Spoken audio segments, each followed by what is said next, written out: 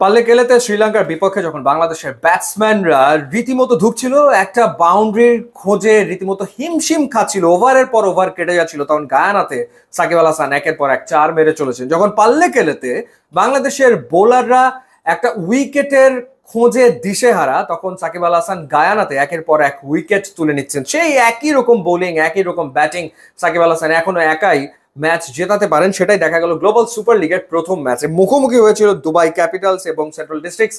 সেই ম্যাচটা সাকিব আসলে জিতেছেন। ব্যাটিংয়ে 58 রানের একটা ইনিংস খেলেছেন 37 বলে, যেখানে 7টা চার এবং একটা ছক্কা মেরেছেন, এবং তিনি দলের পক্ষে সর্বোচ্চ রান করেছেন। একাই ইনিংসটাকে আসলে টেনেছেন, কারণ একটা সময় 108 ছিল 6 উইকেটে দলের রান, সেখান থেকে 165 পর্যন্ত মূলত আসলে তিনি নিয়ে গেছেন। 10 ইনিংস পর টি20তে হাফ সেঞ্চুরি পেলেন। সেই 2024 টি20 ওয়ার্ল্ড কাপে নেদারল্যান্ডসের বিপক্ষে তিনি হাফ সেঞ্চুরি করেছিলেন। তারপর এতগুলো ইনিংস চলে গেছে। ইনফ্যাক্ট সবশেষ 3টা ইনিংসে তিনি রানের খাতা খুলতেই পারেননি। তো তখন তার ব্যাটিং নিয়ে আসলে আলোচনা হচ্ছিল, কিন্তু সাকিব আল হাসান যে ব্যাটিংটা এখনো সে আগের মতো করতে পারেন, এই ম্যাচে তিনি আসলে দেখিয়েছেন। আর বোলিংয়ে তিনি শুরু করলেন কি নান্দনিকভাবে, অর্থাৎ প্রথম ওভারে ডাবল মেডেন উইকেট, 2টা উইকেট প্রথম ওভারে নিয়েছেন, কোনো রান দেননি। 4 ওভার বল করে 13 রান খরচায় 4টা উইকেট তিনি নিয়েছেন, এবং উইলিয়ামকে দিয়ে শুরু করেছিলেন, তাকে এলবিডব্লিউ করেছেন। 2 ব্যাটারকে এলবিডব্লিউ করেছেন, 2 ব্যাটারকে বোল্ড করেছেন। এখনো তার আর্মারগুলো ডেঞ্জারাস, এবং এখনো তিনি উইকেট টু উইকেট বল করেন, এখনো তিনি অ্যাটাকিং বোলিংটা করেন, সেটাই আসলে দেখা গেল।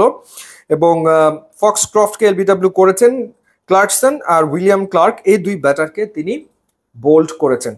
তার যে অলরাউন্ড পারফরমেন্স, তার পারফরমেন্সই দুবাই ক্যাপিটালস তারা আসলে প্রথম ম্যাচে জিতেছে। ইন্টারেস্টিং ব্যাপার হচ্ছে, এই টুর্নামেন্টে তো বাংলাদেশের বিপিএল এ খেলা রংপুর রাইডার্সও আছে, এবং আমরা শুনছিলাম যে রংপুর রাইডার্স হয়তো সাকিব আল হাসানকে দলভুক্ত করবে, কিন্তু শেষ মুহূর্তে তারা নিতে পারেনি, যে কারণে দুবাই ক্যাপিটালস সেই সুযোগটা পেয়ে যায় সাকিবকে দলভুক্ত করার। এখন রংপুর রাইডার্সের মুখোমুখি হবেন সাকিব আল হাসান এই টুর্নামেন্টে। সেটা একটা ইন্টারেস্টিং ম্যাচ নিশ্চিতভাবেই আসলে হতে যাচ্ছে। কিন্তু সবচেয়ে বড় ব্যাপার হচ্ছে সাকিবের পারফরমেন্স। তিনি পারফরমেন্সে বিশ্বাসী, এবং দারুণ পারফর্ম তিনি করলেন, এবং মনে করিয়ে দিলেন সেই সময়টার কথা, অর্থাৎ যখন তিনি আসলে বলা যায় যে তার সেরা ফর্মে আসলে ছিলেন, মানে সেই 2019 ওয়ার্ল্ড কাপের ওই সময়টার কথাই বোধহয় তিনি মনে করিয়ে দিলেন তার পারফরমেন্স দিয়ে।